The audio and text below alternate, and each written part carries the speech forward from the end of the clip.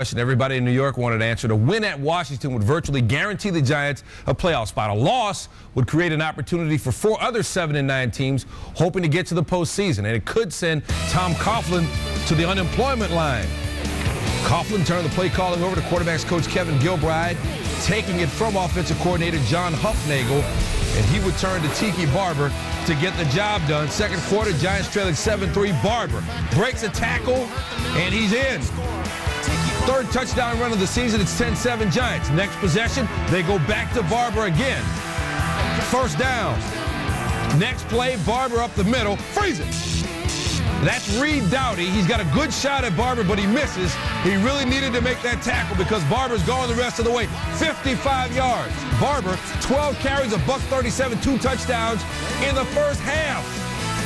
We go to the second half, third quarter. Redskins down 20-7. Jason Campbell, second-year man, not his best throw.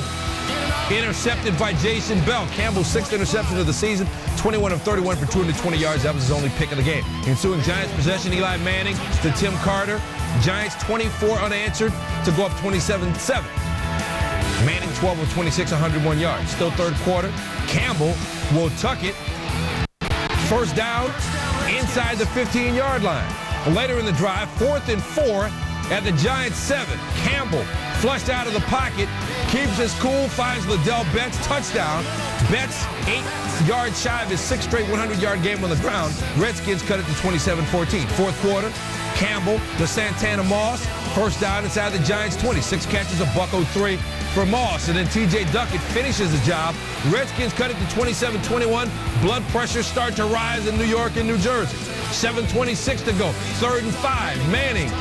David Tyree incomplete, but Kenny Wright called for a holding, so the Giants get a first down on the penalty. 2 plays later, Barber looks like he's got nothing there, but he pops through, breaks a tackle, 50 yards for another touchdown. 23 carries, franchise record 234 yards, and 3 scores. Giants up 34-21. Redskins just wouldn't go away. Campbell to Betts. 34 yards down to the Giant 4. Redskins back in business with a 1st and goal. 3 plays later. Play action, Mike Sellers, touchdown. Redskins cut it to 34-28. They're not done yet. They get the ball back. 2:01 to go. 4th and 10. Campbell. Antoine Randall not there, but Jabril Wilson dove and knocked it away, and the Giants hang on to win it 34-28. So Tiki's burgeoning television career will have to wait at least one more week. He gets the Giants to 500 and almost certainly to the playoffs. And this was a virtuoso performance. Barber added 3 catches for 24 yards. No other Giants receiver had more than 2. Coughlin said last week he didn't want to think about life without Barber. He has at least one more game where he doesn't have to. I was pleased with the way we worked this week with our attitude. You kept asking me, all of you, about, how are they, what kind of a week is the team having? Do you think they're going to be able to rise up and play in a game of this magnitude despite what happened the week before? And there's your answer. We didn't make mistakes. We caught the balls that Eli threw to us.